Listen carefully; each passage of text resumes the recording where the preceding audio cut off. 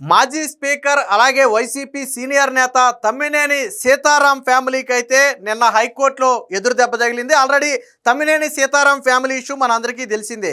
దాదాపుగా ఒక 4 కోట్ల రూపాయలు విలువైన ప్రాపర్టీని ఒక fake death certificate, fake family member certificate సృష్టించి అక్రమంగా తన కొడుకు పేరు మీద రిజిస్ట్రేషన్ చేయించుకున్నారు. దీని మీద క్రిమినల్ కేసులు కూడా నమోదయ్యాయి. అప్పటి నుంచి కూడా తమ్మినేని సీతారాం ఫ్యామిలీ పరారీలో ఉంది. స్టిల్ దాదాపుగా వారం రోజుల నుంచి తమ్మినేని సీతారాం ఫ్యామిలీ అడ్రస్ లేదు. కేవలం వాళ్ళ తరపు న్యాయవాది మాత్రమే కోర్టులో హాజరవుతూ ఉన్నాడు.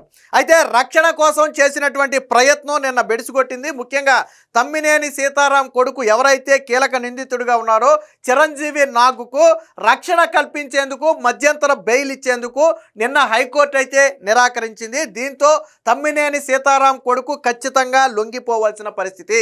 చిరంజీవి నాగు ఎక్కడ దొరికితే అక్కడ అరెస్ట్ చేయడానికి ఇప్పుడు పోలీసు బృందాలన్నీ కూడా గాలింపు అయితే మొదలుపెట్టాయి.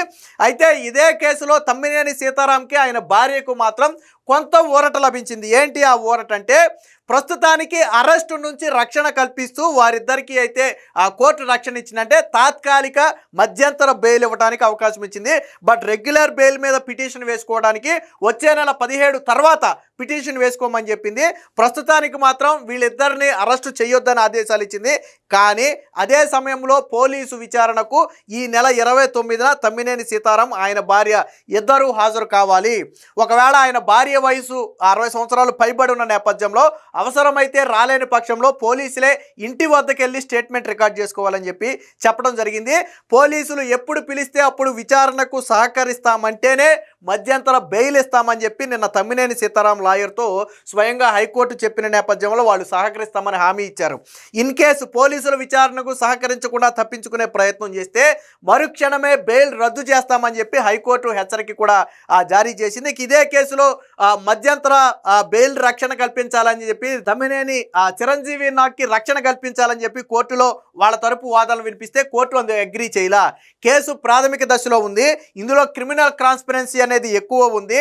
అలాగే పోలీసులు చేస్తున్నటువంటి పలు ఆరోపణలకు ఆధారాలు సేకరించాల్సిన అవసరం ఉన్న నేపథ్యంలో ప్రస్తుతానికి చిరంజీవి నాగుకు మాత్రం మేము రక్షణ కల్పించలేమని చెప్పి ఆ పిటిషన్ను నిన్న కొట్టివేయటం జరిగింది. సో ఇది నిన్న వాళ్ళకి హైకోర్టులో తగిలిన మొదటి ఎదురు దెబ్బ.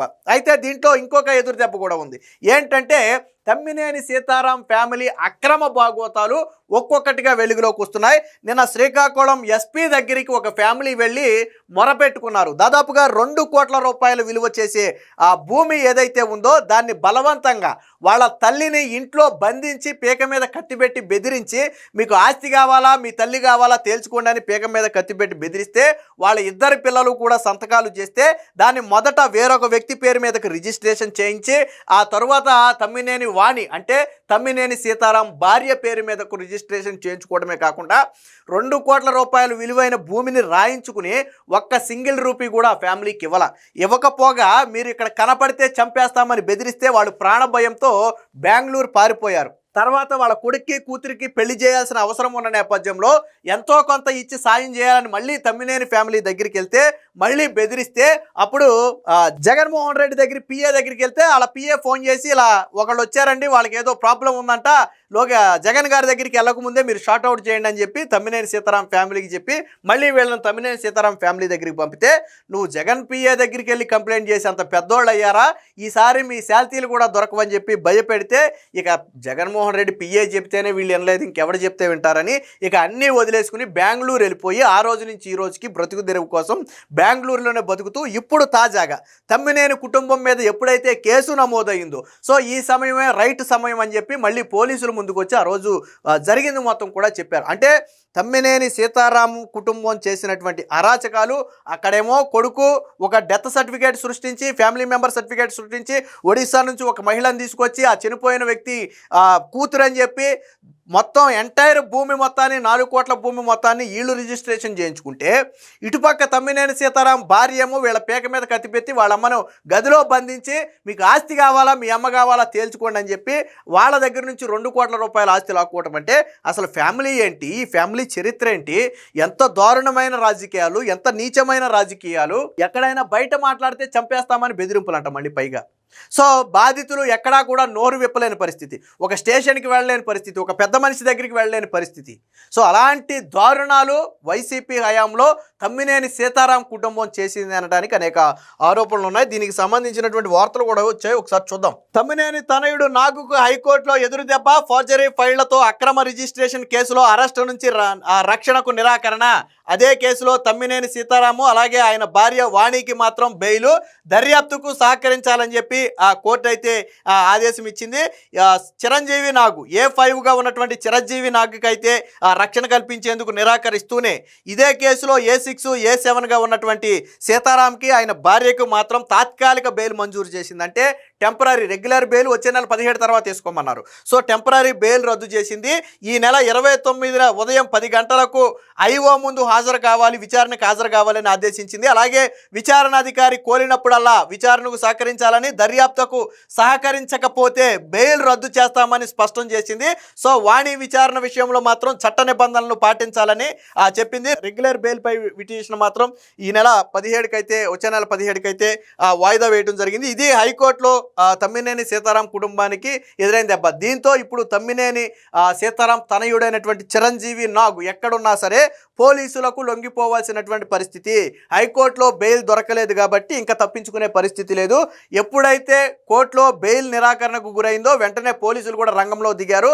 సో వీళ్ళంతా కూడా ఎక్కడున్నారో గాలించే ప్రయత్నం చేస్తున్నారు. సో కాబట్టి తమ్మినేని సీతారాం కొడుకునైతే ఇమీడియట్గా పోలీసులు అరెస్టు చేసే అవకాశం ఉంది. అయితే తానంతట తాను లాయర్తో వచ్చేసి లొంగిపోతాడా లేదా పోలీసులే పట్టుకుని అరెస్టు చేసి తీసుకురావాల్సి వస్తుందా అనేది ప్రస్తుతానికి తెలియదు. ఇదైతే వీళ్ళ మీద వచ్చినటువంటి ఆరోపణ ఒకటి ఉంది కదా, భూ కబ్జా ఆరోపణ, అది కూడా ఒకసారి చూద్దాం. సో ఇది మా తల్లిని బంధించి ఆస్తి రాయించుకున్నారు. 1.9 కోట్ల స్థిరాస్తిని సొంతం చేసుకున్న మాజీ స్పీకర్ తమ్మినేని సతీమణి వాణి ప్రాణభయంతో రిజిస్ట్రేషన్ చేసిన బాధితులు. మాజీ స్పీకర్ కుటుంబంపై మరొక కేసు. నిన్న ఎస్పీ ఎదుట స్వయంగా బాధితులు వెళ్ళి కూర్చుని జరిగింది మొత్తం కూడా చెబుతున్నారు. దాని ఫోటో కూడా మనం ఇక్కడ చూడొచ్చు.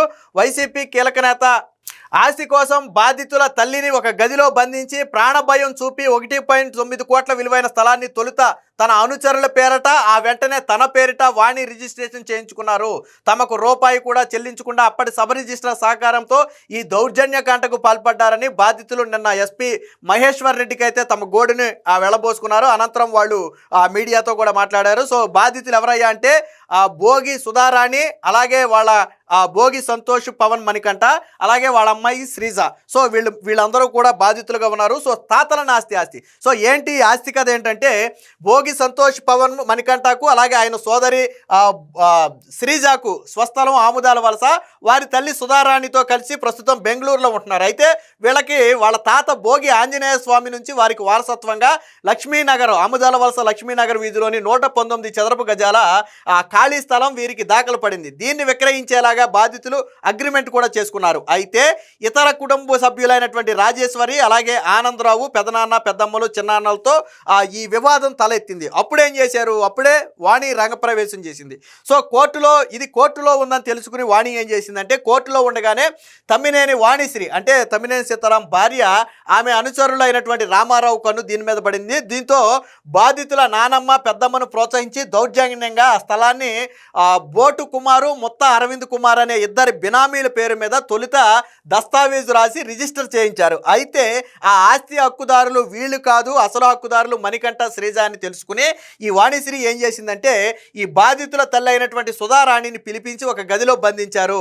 తల్లి ప్రాణాల మీదకి రావడంతో భయపడిన సంతోష్, శ్రీజ 2022 మే 25న ఆముదాల వలస సబ్ రిజిస్టర్ ఆఫీస్కి వెళ్ళి రెక్టిఫికేషన్ డీడ్ పై సంతకాలు చేశారు. తమ్మినేని వాణికి అప్పటి సబ్ రిజిస్టర్ అయినటువంటి అరుణ, బొడ్డేపల్లి అరుణ పూర్తి అనుకూలంగా వ్యవహరించారు.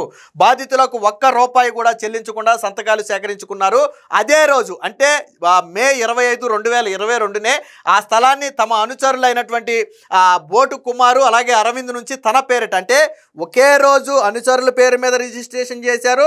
అదే రోజు అనుచరుల పేరు మీద నుంచి వాణి పేరు మీద కూడా రిజిస్ట్రేషన్ చేశారు.